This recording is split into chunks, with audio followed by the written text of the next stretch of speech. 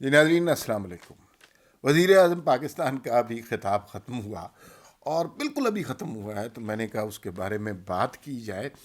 بڑا دلچسپ خطاب تھا، اور ویسے تو مشکل ہوتا ہے عمران خان کا سارا خطاب سننا، لیکن میں نے کوشش کی کہ وہ سارا خطاب سنوں، اس کے پوائنٹس بناؤں اور وہ شیئر کروں کہ اصل میں وہ کہنا کیا چاہ رہے ہوتے ہیں. عمران خان جو کہنا چاہ رہے ہوتے ہیں وہ لوگوں کو بتانا پڑتا ہے کہ وہ کیا کہنا چاہ رہے ہیں. تو جناب سٹارٹ انہوں نے اچھا کیا. پہلی تو بات یہ ہے کہ 10 روپے انہوں نے پیٹرول میں کم کیا اور 5 روپے بجلی کے فی یونٹ پیسے کم کیے. اچھی بات ہے، اس کو اپریشیٹ کرنا چاہیے. اس میں کوئی ایسی بات نہیں ہے کہ جس پہ آپ تنقید کریں. ظاہر ہے کچھ اینگلز ایسے ہو سکتے ہیں جن پر آپ بات کر سکتے ہیں، لیکن یہ بہرحال اچھی بات ہے. اور سٹارٹ کیا جی، سٹارٹ سے شروع کرتے ہیں. فورن پالیسی، چین کا دورہ، روس کا دورہ. یہ نہیں بتایا معاہدے کیا ہوئے، اور بڑے زبردست دورے ہوئے، بڑے زبردست دورے ہوئے. اور ساتھ انہوں نے کہا جی کہ اصل میں ایک جنگ جو ہم پہ مسلط کی گئی تھی نا، یہاں تک عمران خان صاحب بالکل ٹھیک چل رہے تھے، اور میں توقع کر رہا تھا کہ نہیں، آج خان صاحب بالکل سیدھا جائیں گے، عقل و شعور کی باتیں کریں گے. لیکن خیر، تو سٹارٹ انہوں نے کہا کہ یہ جو امریکہ کے ہم پٹھو بنے ہوئے ہیں، یہ جو غلام بنے ہوئے ہیں، اور یہ جو ہمارے بڑے بڑے کرپٹ لوگوں کے اکاؤنٹس وہاں پر ہیں. اب میں سمجھا، ابھی عاصم باجوہ کی اختر عبد الرحمان والی سٹوری تازہ تازہ ہے، اس کے اوپر آئیں گے اور بتائیں گے کہ کس طرح ڈکٹیٹروں نے ہمیں ایک جنگ میں جھونک کر اپنے اثاثے بنائے ہیں. لیکن نہیں، خان صاحب کی تقریر میں وہیں سے شروع ہو گیا کہ نہیں، اصل میں جنرل مشرف کے دور میں تو 10 حملے ہوئے. اس سے پہلے انہوں نے یہ کہا کہ بھائی دیکھیں، کوئی ملک ہمیں امداد دے رہا ہے اور وہی ہم پہ ڈرون حملے کر رہا ہے. تو آپ کو خان صاحب پتہ نہیں ہے، یہ ڈرون حملے ہمارے طاقتور ادارے کی مرضی سے ہوتے تھے ہیں. یہ کوئی اتنا بڑا راز تو نہیں رہا. ان کی مرضی سے یہ جوائنٹ وینچر ہوتے تھے. بعد میں ہم ہلکا سا احتجاج کرتے تھے، لیکن یہ ڈرون حملے جوائنٹ وینچر تھے.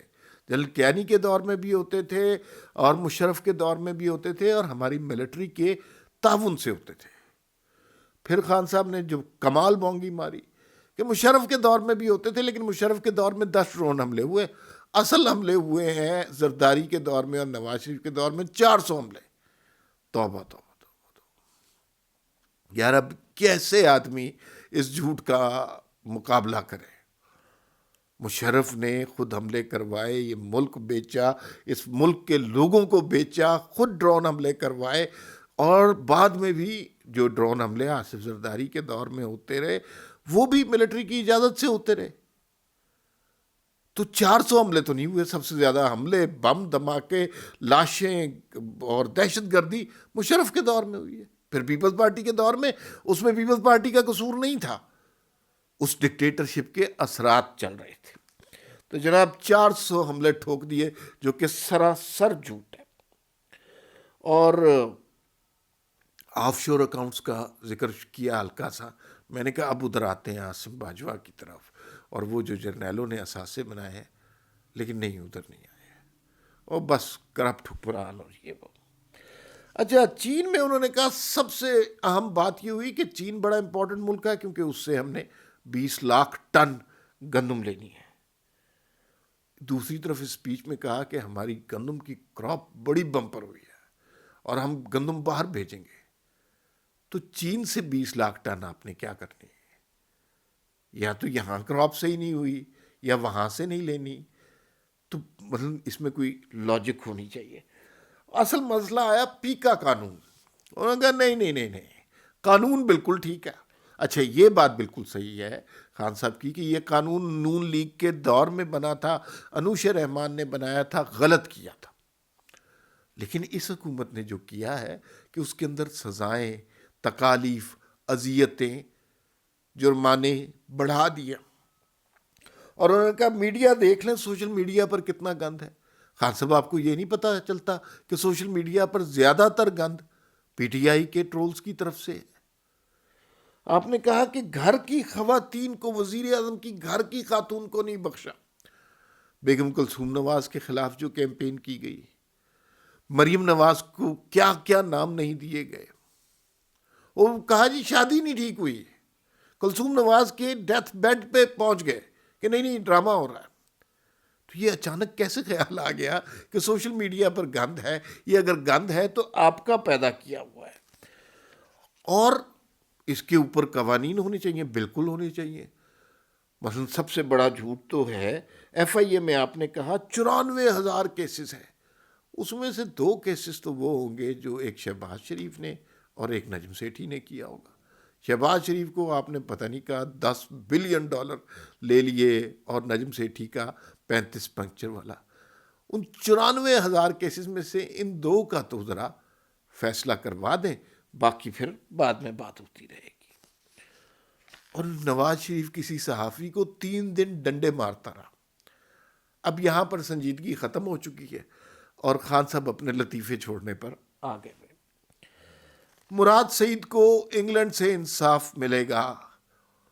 انگلینڈ سے تو بہت سارے لوگوں کو انصاف ملا ہے، اسحاق ڈار کو بھی انصاف ملا ہے، اور بہت سارے پاکستانیوں کو انصاف ملا ہے. ARY 2-3 دفعہ بند ہو چکا ہے فیک نیوز پہ. تو انگلینڈ سے انصاف لے، آپ تو پاکستان، آپ کا نام تحریک انصاف ہے، آپ نے تو پاکستان میں انصاف دینا تھا. انگلینڈ سے انصاف لینے کی کیا بات ہوئی؟ وہاں تو سارے کرپشن کے کیسز جو آپ نے ڈالے تھے، ابھی پچھلے دنوں شہزاد اکبر وغیرہ اس پہ کھجل خوار ہوئے ہیں. تو یہاں پر انگلینڈ سے تو بہت سے لوگوں کو انصاف ملا. اور پھر آپ نے جنگ اور جیو کی بات بھی کی کہ یہ جو چینل ہے، اور وہ چینل لائیو دکھا رہے ہیں آپ کو، حوصلہ دیکھیں ان کا. اگر وزیر اعظم ARY کے خلاف بات کر رہے ہوتے کبھی بھی نہ لائیو دکھاتے، اور انہوں نے اس کا ٹکر بھی نہیں بنایا. وزیر اعظم کو کسی نے یہ یقین دلایا ہے کہ یہ چینل ان کے خلاف ہے، تو بس وہ اس طرح کا. تو پیکا قانون کے حوالے سے انہوں نے کہا کہ بھائی یہ بالکل غلط خبر دیتے ہیں، صحافی جو ہے نا گند چھالتے ہیں، ان کو ڈنڈے مارنے چاہیے. جیسے نواز شریف نے 3 دن ڈنڈے مارے تھے ایک صحافی کو، پتہ نہیں کون صحافی تھا. پھر انہوں نے ایک مثال دی کہ 3 دن وزیر آزاد کشمیر کا وزیر اعظم انہوں نے نامزد کیا، 3 اخباروں میں یہ چلتا رہا کہ جادو ٹونے سے انہیں منتخب کیا گیا. غلط بات. لیکن 300 اخباروں میں یہ چلتا رہا کہ نواز شریف نے 35 پنچر لگائے ہیں.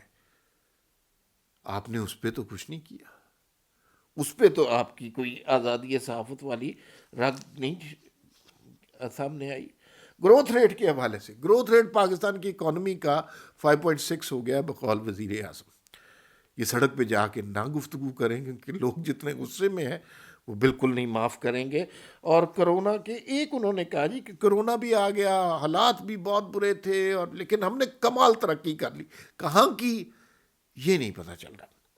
انہوں نے کہا جی کہ پھر انہوں نے ایک گراف دکھایا، نون لیگ کے دور میں کتنی مہنگائی تھی، اور PTI کے دور میں کتنی ہے، اور پیپلز پارٹی کے دور میں تھی. اچھا اس میں جنرل مشرف کے دور کا ذکر ہی نہیں ہے. اس دور میں مہنگائی نہیں تھی، یا وزیر اعظم کو کسی نے فگر نہیں دی؟ اچھا مہنگائی کے فگر وزیر اعظم نے بالکل غلط کوٹ کیا ہے. انہوں نے کہا جی کہ 15 جو ہے پاکستان میں 8% مہنگائی ہے. اب نون لیگ کے دور میں 5% تھی، یعنی یہ تو مان گئے کہ زیادہ ہے، لیکن اب مہنگائی 12-13% ہے، اور یہ سراسر جھوٹ بولا گیا ہے. اچھا ہم 10 ڈیم بنا رہے ہیں. خان صاحب 10 تو بہت کم ہے، آپ تو 350 بنا چکے ہیں، تو اب مزید 10 کیا کرنے. ایک پیٹرول کی قیمت کم کی، لیکن ابھی پچھلے دنوں 9 روپے بڑھائی تھی، اب 10 روپے کم کر دی. آج صبح 5 روپے 94 پیسے بجلی کی قیمت بڑھائی، شام کو 5 روپے کم کر دی.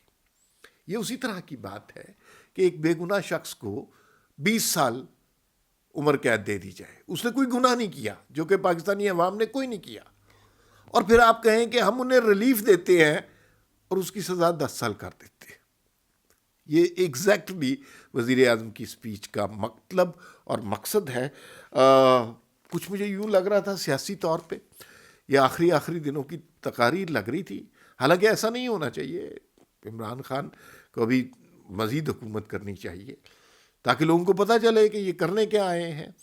اور معاملات کو تھوڑا سا جلدی میں مجھے یوں لگے کہ جیسے یہ جلدی جلدی کوئی اپنی کامیابیوں کا اعلان کرنا چاہتے ہیں، اور وہ کامیابیاں ہیں کوئی نہیں. کامیابیاں وہی ہیں جو سڑک پہ آدمی سے پوچھیں کہ عمران خان کی حکومت کیسی ہے، تو وہ اپنی علاقائی زبان میں جو گفتگو کرتا ہے وہی تحریک انصاف کی کامیابیاں ہیں. یہ ہے وزیر اعظم کے آج کے خطاب کا کچا چٹا.